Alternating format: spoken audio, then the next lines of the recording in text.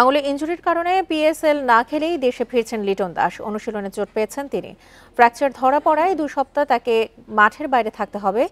PSL খেলার জন্য BCB Zimbabwe সিরিজে লিটনকে বিবেচনা করেনি। পাকিস্তানে পৌঁছে করাচি কিংসের কাছ থেকে উষ্ণ অভ্যর্থনার ছবিও দিয়েছিলেন সামাজিক যোগাযোগ মাধ্যমে। প্রাণ সসের মাখামাখি টেস্ট নুডলসকে করে তোলে আরো ইয়ামি আরো জোস। প্রাণ সসের। তবে পাকিস্তান সুপার লিগে মাঠে নামার আগেই শেষ হলো লিটনের যাত্রা। বিসিবির প্রধান চিকিৎসক দেবাশিস চৌধুরীও জানিয়েছেন লিটনের ইনজুরিতে পড়ার কথা। দেশে ফেরার পর তাকে দেখে বিস্তারিত পরিকল্পনা সাজানোর কথা জানিয়েছেন তিনি।